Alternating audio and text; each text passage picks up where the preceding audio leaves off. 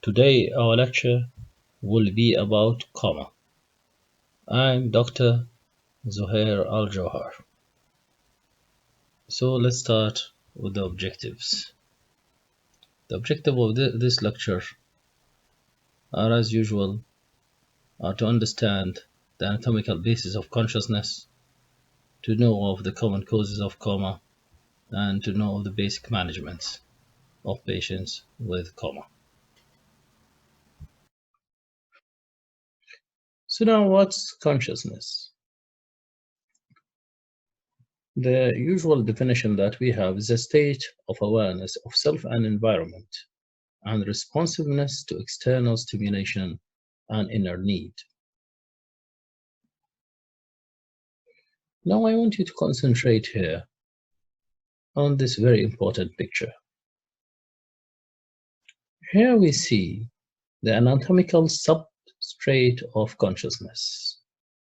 Consciousness is usually generated here in the brainstem reticular formation, which extends from the midline of the pons up to the midbrain and above. Here, consciousness impulses are generated, and then by an ascending projectional system, it will go to nuclei in the thalamus, in both thalami.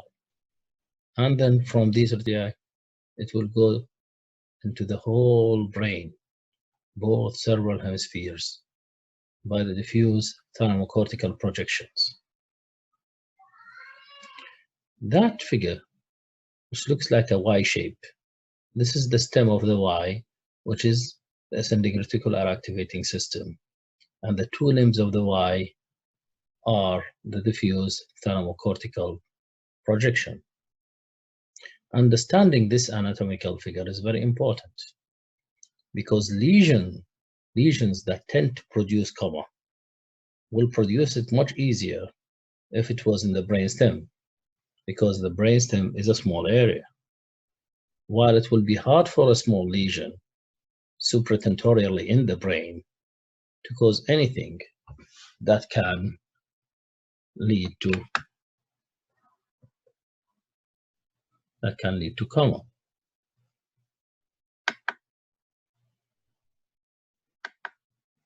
So a lesion here, for example, a small lesion here, will not be expected to cause coma, but a lesion here would, because it will block all the consciousness impulses that will go up to the diencephalon. Even here in the diencephalon, in both thalami, any lesion that can affect both of them can cause coma easily. We'll see later on how lesions supratentorially can cause coma. Either they will be diffuse bilaterally, or they will cause herniation and press on the brainstem, and thereby will cause coma. So now, let's come to the etiology. It's better to divide the etiology of coma into metabolic and structural causes. There is a debate about which one is more, whether metabolic is more or structural causes is more. Usually in hospital-based series, we see more structural causes, mostly due to trauma. But in the community-based series, they think it's mostly due to metabolic causes. So things like hypoglycemia, many metabolic derangement can cause coma, and some of them might recover before going to hospital. So metabolic can be thought of an extrinsic and intrinsic. Extrinsic, like taking alcohol, substance abuse, various drugs, especially sedative drugs. So, I mean, drugs that cause CNS inhibition. Heavy metals and poisons also. Or intrinsic, which are causes coming from inside the body, like in fluid and electrolyte disturbances, like for example in shock, or there is a nutritional deprivation, or an endocrine disorders, or an organic failure like liver and kidney failure. The structural causes are divided into supratentorial and infratentorial. And as I say, for supratentorial, it needs to be widespread to do it, or otherwise cause herniation and press the brainstem. So the supratentorial lesions can be due to various causes, can be traumatic or vascular or inflammatory, neoplastic, and very rarely degenerative. The infratentorial similarly will have similar causations according to these pathologies. So now back to our structure. Here you see the various causes that can cause coma. The most important ones are these 4 causes. One should always remember those in any case of coma: hypoglycemia, vitamin B1 deficiency, benzodiazepine intoxication, and opioid intoxication. These are very important and should always be investigated.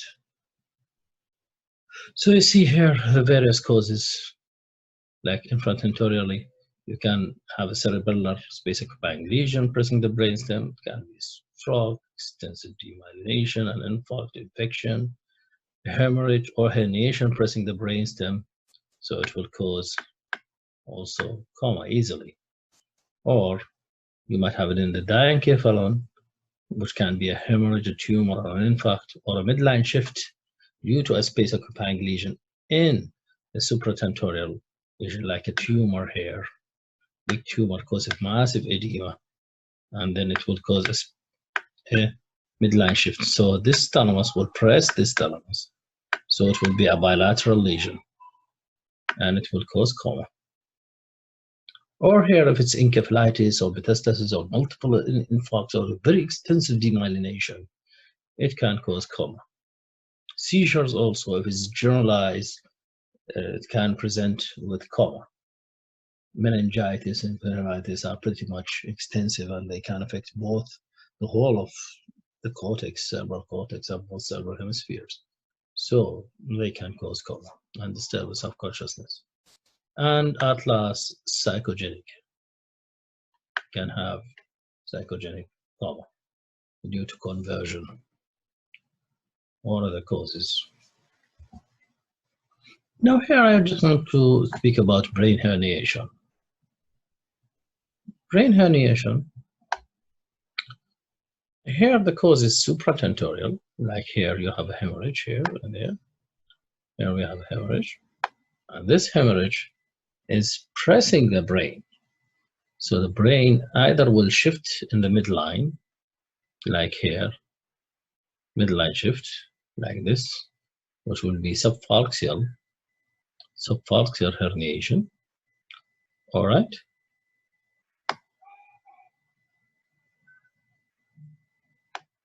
Or herniation can go downward, like one here, which is uncal herniation.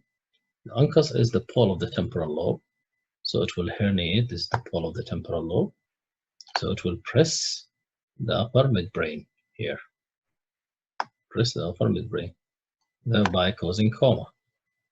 This usually we call it horizontal herniation or transverse herniation.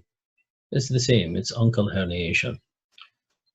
There is another one in which the cerebellar tonsils can compress or herniate downwards through foramen magnum. And this will be called coning. And this might be lethal, usually lethal here. 2 is the central, or sometimes called caudal herniation, in which the brain will centrally go down through the tentorial notch and, of course, press the upper midbrain. And there is transcalavial, which happens in trauma. So there is a defect here in the skull bone, so the brain can herniate through it. And there are some kinds of herniation, which is the reverse herniation, in which the brainstem and the cerebellum will herniate upwardly through the tentorial notch. The most important thing and the most common one is the uncal and the coning. So here you are seeing a subdural hematoma causing midline shift, and then uncal herniation also, which is pressing here on the brain and causing coma. Here is also, you see here, this intracerebral, massive intracerebral hemorrhage, and this is the uncus, and it's pressing against the brainstem. And also look at the midline shift. Look at here the falx, how it is shifted. And the shift is very clear here. We almost don't see the ventricle here. So shifting the midline structures, causing the thalamus to press the thalamus, and at the same time causing uncal herniation. So such a lesion is bound to cause coma.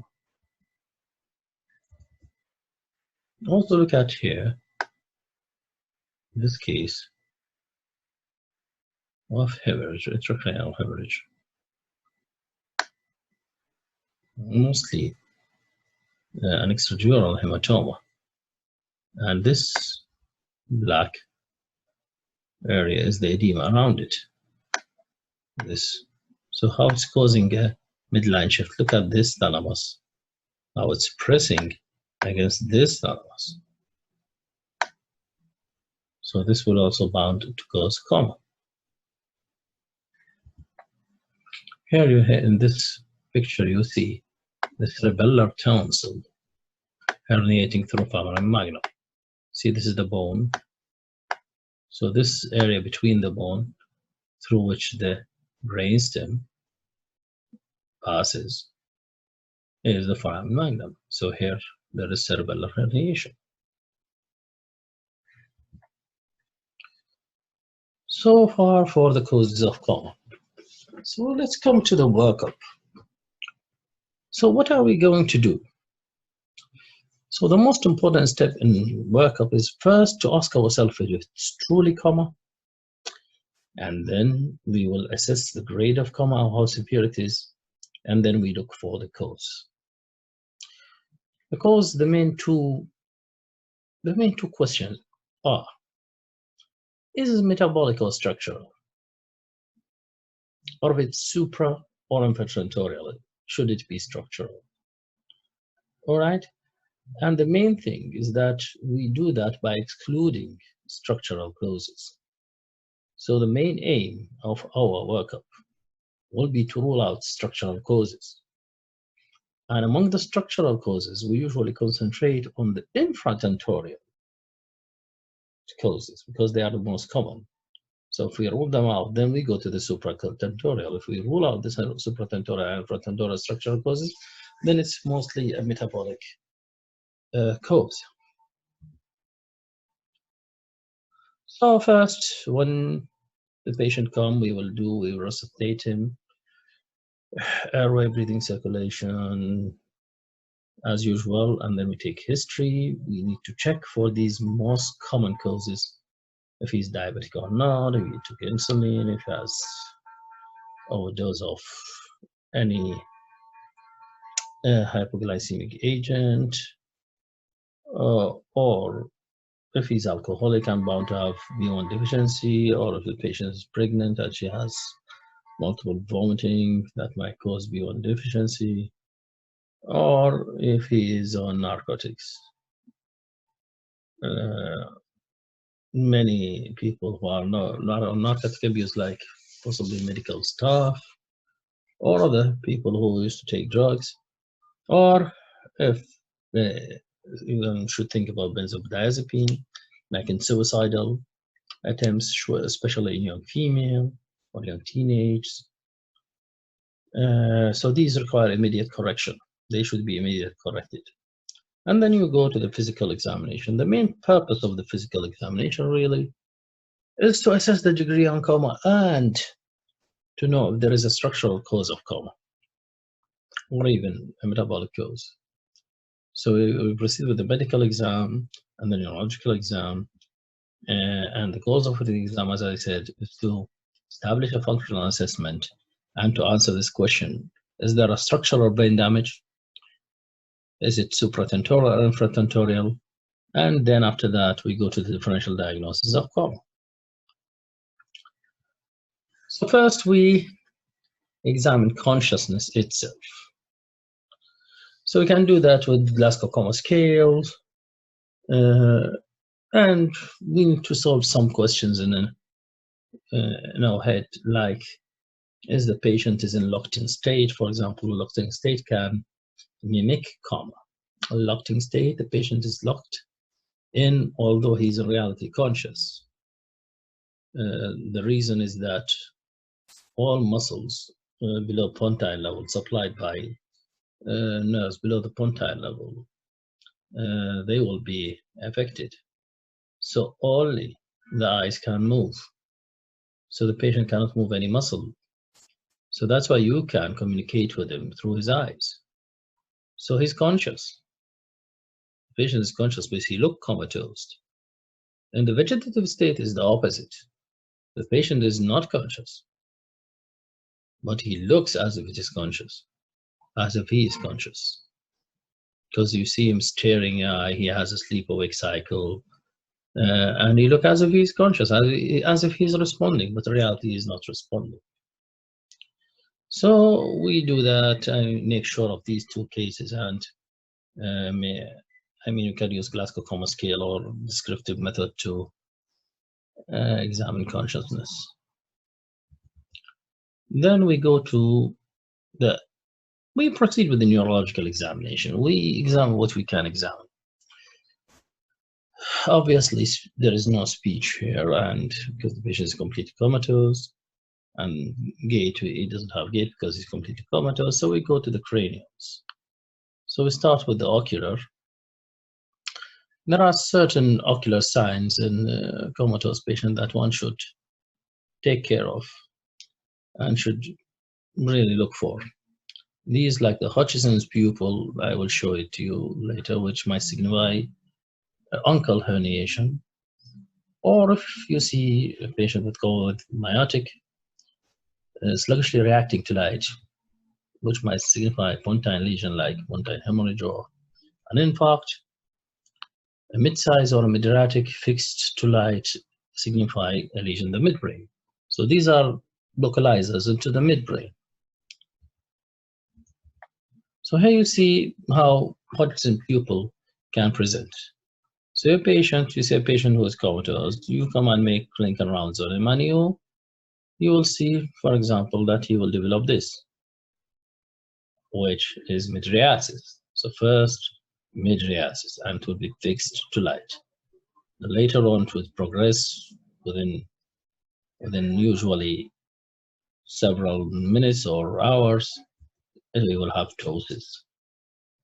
And this is usually unilateral. If you see that in a comatose patient, you should always think of uncal herniation, where the uncus, the pole of the temporal lobe, is pressing the ipsilateral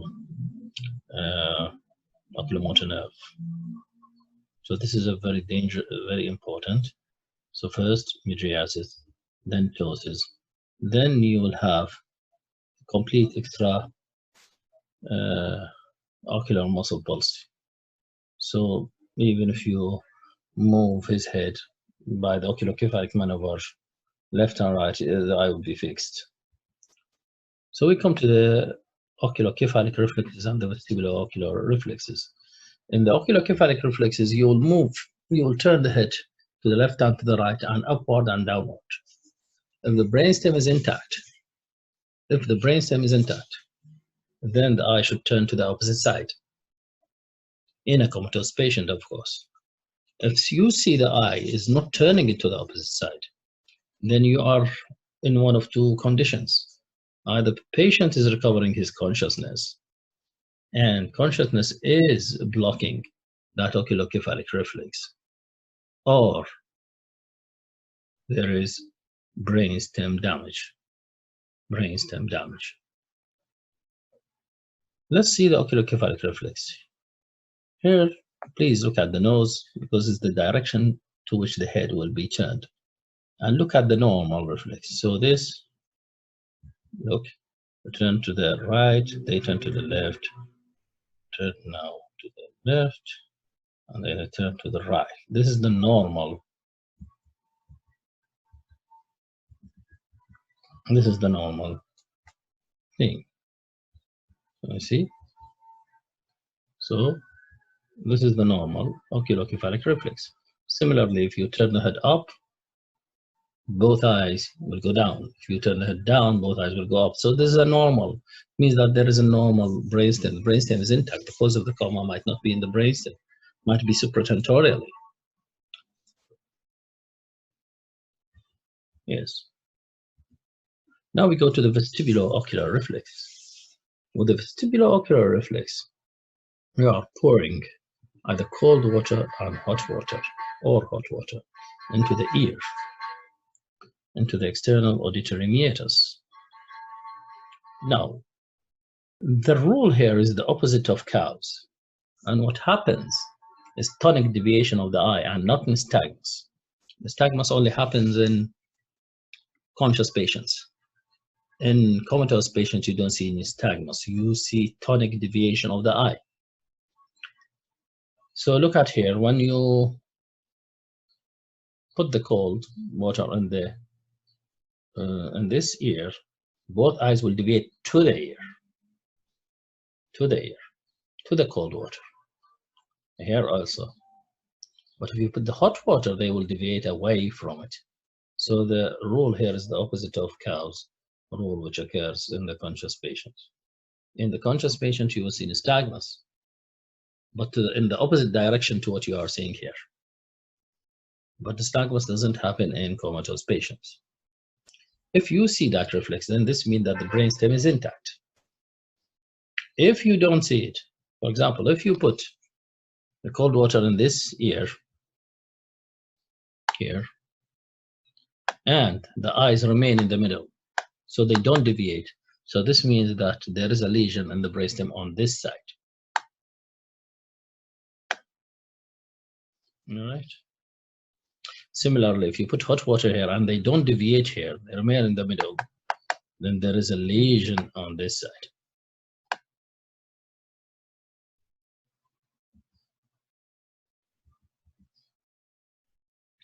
So then we go to the rest of the cranials. You do the corneal reflex, the gag reflex, all right? And also you do colonoscopy to see if there is papilledema, signs of increased pressure or hemorrhage, like subhyaloid hemorrhage in case of subarachnoid hemorrhage. So check the corneal reflex, and then you'll do various checks like eyelid release test, and you do the gag test and check for the cranials. All of these two, we are concentrating on the brainstem to see if there is a brainstem involvement.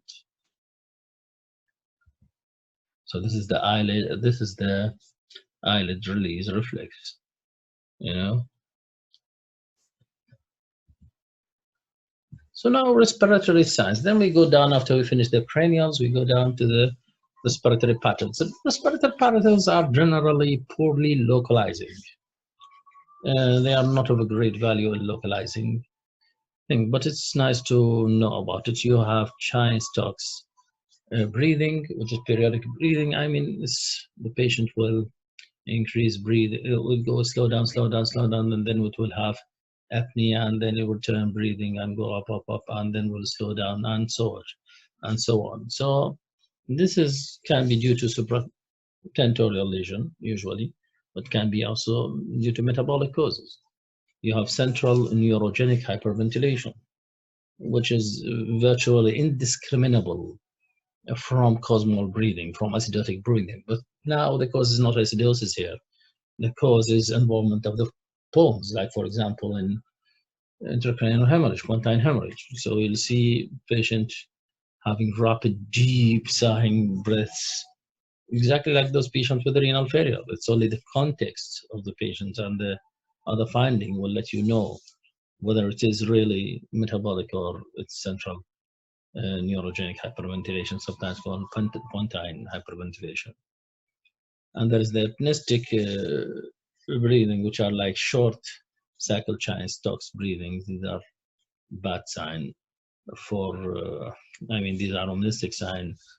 Also the ataxic breathing or biots on the intermittent breathing, all of these kinds are very ominous signs. Now, then we go to the motor system exam and we look at the patient and see how the sides of the body are moving. You can notice that sometimes there are movement, even if they are unconscious, like movement in some of the legs and the others are not. And also you can look at the face and see that one eye is open more than the other, which indicates a facial palsy, which might be a floor motor neuron, or if both, so there is upper motor neuron and hemiplegia on the same side, then this is supratentorial. You can do the wrist dropping test, the arm dropping test, the leg dropping test, and you can see some driven postures like decorticate and decerebrate postures. Usually these will give you also an indication about the localization. This is the arm dropping test. Usually the weaker one will drop first. This is the wrist dropping test. So the weaker one drops first. This is the arm dropping test. Also the weaker one drops first. And this is the leg dropping test. Also the weaker one drops first. And then at last you do meningeal rotation signs and you see there's neck stiffness, Koenig Brzezinski in children. And this is the neck stiffness. You see neck stiffness is only anterolaterally. There is resistance on the sides or backward, there is no resistance. If there is resistance in all directions, then this is not neck stiffness. Usually this is might be due to some cervical spine pathology or some painful pathology.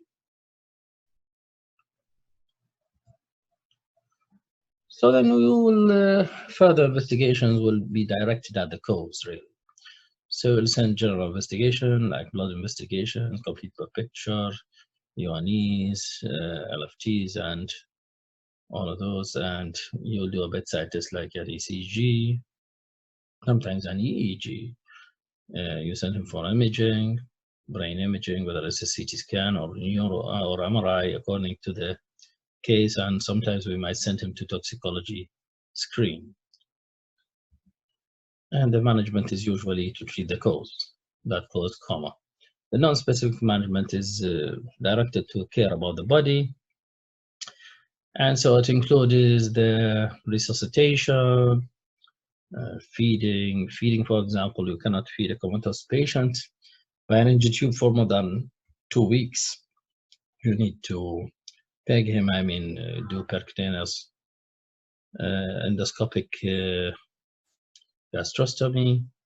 Positioning also should be repositioning the patient every 2 hours in order to prevent development of bed sores. Physiotherapy is important also. Moving the lips is important to prevent DVT. We also, of course, monitor vitals, nursing care, etc. And as I said, the most specific management is directed to the cause. Of the, if it's epileptic, you will treat epilepsy. If it is metabolic, you will treat that metabolic cause. And if it's meningitis, you will treat meningitis or encephalitis. So that's it for coma, and thank you.